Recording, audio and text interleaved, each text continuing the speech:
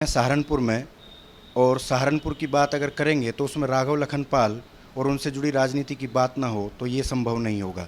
लिहाजा हमारे साथ हैं भारतीय जनता पार्टी के युवा और पढ़े लिखे चेहरे राघव लखनपाल। राघव जी, आपका स्वागत है। धन्यवाद। हम सहारनपुर घूमे, इस दौरान तमाम चीज़ें जो मेरे सामने आई हैं उनमें एक चीज़ ये है कि स्टेट गवर्नमेंट ने इंडस्ट्री को लेकर बहुत काम किया। यहाँ के लिए भी कहा गया कि जो वुड प्लाई और ये सारी चीज़ें उसका इंडस्ट्रियलाइजेशन के लिए सरकार मदद करेगी, लेकिन पिछले 4.5-5 साल के दौरान मुझे लगता है कि सहारनपुर उतना अपेक्षाकृत फ़ायदा नहीं उठा पाया। कारण क्या रहा? देखिए, पिछले 2 साल तो कोरोना के कारण निवेश पे भी असर पड़ा और इंडस्ट्रीज़ पे भी बहुत बड़ा इसका असर रहा। फिर भी उत्तर प्रदेश की यदि हम बात करें तो आंकड़े बता रहे हैं कि इस दौरान भी बहुत अच्छा निवेश उत्तर प्रदेश में हुआ है। सहारनपुर क्योंकि परंपरागत रूप से यहाँ काष्ठकला लकड़ी का कार्य होता रहा है और वन डिस्ट्रिक्ट वन प्रोडक्ट के अंतर्गत इसको प्रोत्साहन देने के लिए आदरणीय मुख्यमंत्री जी ने बहुत महत्वपूर्ण कार्य किए हैं। लेकिन अभी क्योंकि पहले तो सहारनपुर की कहीं कनेक्टिविटी ही नहीं थी, ना हमारी डबल रेल लाइन बनी हुई थी, ना ही किसी हाईवे से हम जुड़े हुए थे। अब सहारनपुर को हमने रेल जो दोहरीकरण होना था लाइन का वो भी करवा दिया है। यहाँ से दिल्ली तक का जो हाईवे है वाया शामली वो लगभग कंप्लीट है, कुछ महीनों में वो सुचारू रूप से चलने लगेगा। एक एक्सप्रेसवे जो दिल्ली से देहरादून तक एक्सप्रेसवे निकलना है वो भी सहारनपुर होके निकलेगा। तो हमने आदरणीय नितिन गडकरी जी से ये मांग करी है कि सहारनपुर में उसके लिए एक एंट्री और एग्ज़िट पॉइंट हो, क्योंकि ये एक व्यापारिक नगर रहा है सदा। तो हम चाहते हैं कि यहाँ की कनेक्टिविटी जब दिल्ली जैसे बड़े शहर से हो जाएगी तो चाहे व्यापार की दृष्टि से हो चाहे उद्योग की दृष्टि से हो, सहारनपुर उन निवेशकों के रोड मैप पर, नक्शे पर निश्चित रूप से आएगा। सहारनपुर को सरकार ने स्मार्ट सिटी प्रोजेक्ट में शामिल किया, काम चल रहा है। मैं देख रहा हूँ, मैं नोएडा से आया हूँ और आधा घंटा मैं पिछले 4 दिन से जाम में फंस के निकलता हूँ। पूरे शहर में जो है पूरा शहर खोद के डाला हुआ है, तो इसको एक्सपेडाइट क्यों नहीं कर रहे हैं आप लोग? देखिए, जब भी कोई अच्छा कार्य होने जाता है, कोई निर्माण होता है, तो उसके लिए सबसे पहले उसकी नींव रखी जाती है और नींव रखने के लिए खुदाई तो करनी ही पड़ेगी। पूरे शहर की मांग रही है पिछले, क्योंकि मैं 2007 में यहाँ से विधायक निर्वाचित हुआ था और तब से ही हमारा ये प्रयास था कि हम सहारनपुर को एक बेहतरीन सीवरेज नेटवर्क से जोड़ें। यहाँ पर जो जल निकासी की समस्या थी या जो सॉलिड वेस्ट मैनेजमेंट की समस्या थी, उन सब को देखते हुए एक ये प्रयास रहा कि जो स्मार्ट सिटीज़ प्रोजेक्ट है उसमें सहारनपुर सम्मिलित हो। इसके लिए सहारनपुर की जनता ने और हमने सांसद रहते हुए बहुत प्रयास किए और ये संभव हुआ कि हम उस सूची में सम्मिलित भी हुए।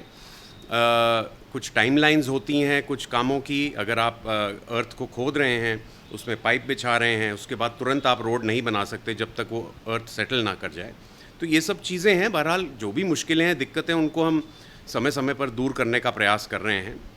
जो नए कमिश्नर महोदय आ रहे हैं वो स्मार्ट सिटीज़ प्रोजेक्ट को लेकर, क्योंकि ये एक कॉरपोरेशन के रूप में ही, एक अलग संस्था के रूप में काम करती है। हमारा इंटीग्रेटेड कंट्रोल कमांड सेंटर जो है वो बहुत जल्दी प्रारंभ होने जा रहा है पूर्ण रूप से। कुछ क्षेत्रों में ऑलरेडी वो चलने लग गया है। ट्रैफिक लाइट सिस्टम से हम जोड़ेंगे। सबसे बड़ी बात, सहारनपुर नगर में जो भारी वाहनों की एक समस्या हुआ करती थी, जितने भी ट्रक्स और बाहर से जो पास करते थे सहारनपुर होकर, वो बहुत तगड़ा जाम क्रिएट करते थे।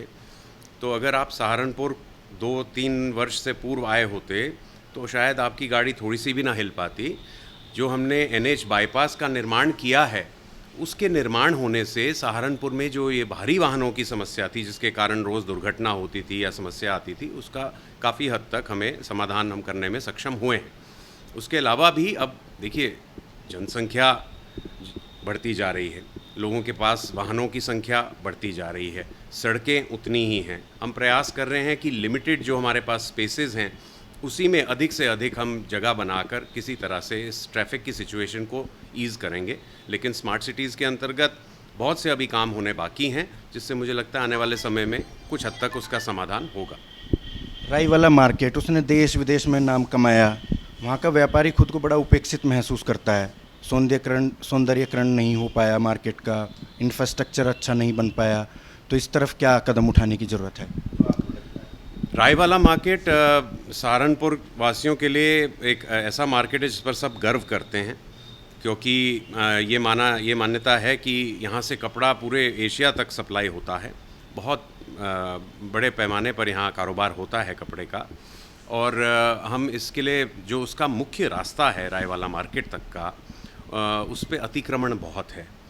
और हम इस प्रयास में हैं कि मिनिमम कष्ट के साथ, कम से कम कष्ट के साथ हम मैक्सिमम लाभ उस मार्केट में व्यापार करने वाले अपने साथियों को दे पाएँ। उसके लिए हमारी जो हमारे प्रभारी मंत्री हैं उनके समक्ष हमारी डिस्कशन हुई थी, और उसमें नगर आयुक्त जो नगर निगम के हैं, महापौर, हम सब लोग उसमें सम्मिलित थे।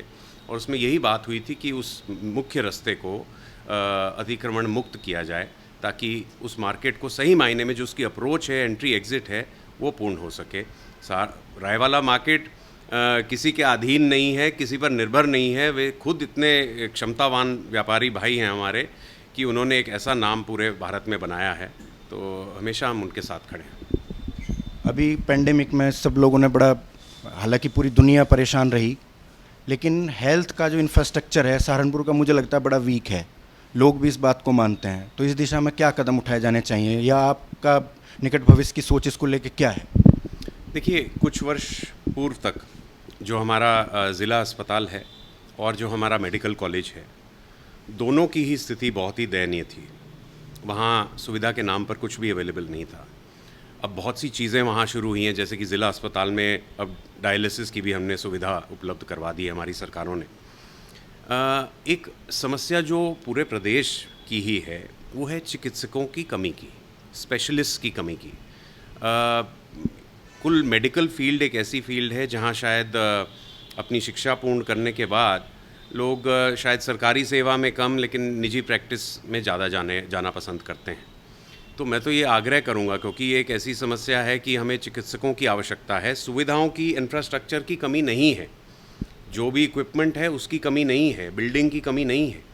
अगर प्राइवेट सेक्टर से जो प्राइवेट प्रैक्टिशनर्स हैं, मैं तो उनसे भी आग्रह करूँगा कि वे भी अपना श्रमदान करते हुए कुछ समय, सप्ताह में 1 या 2 दिन अपने मेडिकल कॉलेज में और अपने यहाँ ज़िला अस्पताल में दें, तो निश्चित रूप से बहुत बड़ा अंतर आएगा। बाकी ये बात आपकी सही है कि गंभीर बीमारियों के इलाज हेतु तो अभी भी लोगों को हायर सेंटर जाना पड़ता है, लेकिन निकट भविष्य में हम प्रयास करेंगे कि ऐसा ना हो, और कहीं ना कहीं एक मिला जुला संयुक्त प्रयास होगा, गवर्नमेंट का भी और प्राइवेट सेक्टर का भी। अब हम राघव लखनपाल के पास बैठे हैं, तो विकास की बात हुई, राजनीति की बात ना करें तो थोड़ा सा अधूरा सा रहेगा। पब्लिक का भी ओपिनियन है, कुछ मुझे पता भी चला है कि आप क्या शहर सीट से दावा करेंगे विधानसभा चुनाव लड़ने के लिए? देखिए, भारतीय जनता पार्टी की ये विशेषता है कि हमारा नेतृत्व अपने कार्यकर्ताओं को सही तरीके से पहचानता है, क्योंकि लगातार संपर्क का सिलसिला चला रहता है। पार्टी द्वारा इतने सारे कार्यक्रम चिन्हित किए जाते हैं जिन पर सभी कार्यकर्ता लगकर उनको पूर्ण करते हैं, और अधिकारी और संगठन के जो हमारे नेता हैं या जो पदाधिकारी हैं, वो समय समय पर हर क्षेत्र में जाते हैं, तो उनसे हमारा मिलना जुलना और इंटरेक्शन भी लगा रहता है।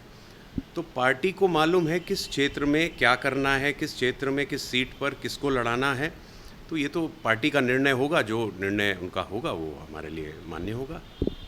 मैं ज़िले में घूमा तो देखने को मिला, लोगों ने कहा, मैं भी पहले पढ़ा, आपके पिताजी को लोग सहारनपुर का विकास पुरुष मानते हैं, उनकी छवि आप में देखना चाहते हैं।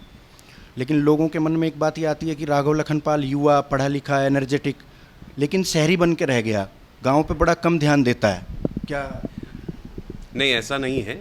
हमने जितने भी ये बड़े प्रोजेक्ट्स करवाए हैं, अब आप देखिए, सहारनपुर में विश्वविद्यालय की स्थापना वो शहर में नहीं हुई है, वो इस ज़िले के एक ऐसे क्षेत्र में हुई है जो बहुत ही पिछड़ा था, कुंवारका ब्लॉक जिसे कहते हैं, और उससे आगे पूरा घाट क्षेत्र पड़ता है, जहाँ वास्तव में विकास का बहुत बड़ा अभाव रहा है।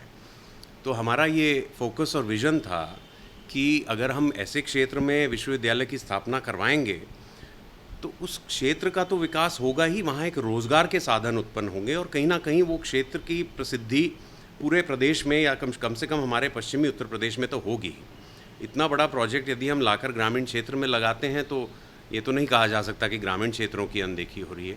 हम हाईवेज़ की बात करें, हम रेलवे लाइन की बात करें, यहाँ से सहारनपुर से मुजफ्फरनगर तक की जो रेल लाइन दोहरीकरण हुआ है, आगे मेरठ तक, या देवबंद से जो रुड़की तक का रेल लाइन का निर्माण चल रहा है, जो हाईवे मैंने आपको बताया उसके निर्माण की बात यदि हम करें, तो बहुत से बड़े बड़े कार्य हमने क्षेत्र में, जो अपना ग्रामीण क्षेत्र है उसमें इंफ्रास्ट्रक्चर बनाने के लिए काम किया है। मुख्य मार्गों का निर्माण किया है, विभिन्न योजनाओं के अंतर्गत ग्रामीण मार्गों का निर्माण किया है।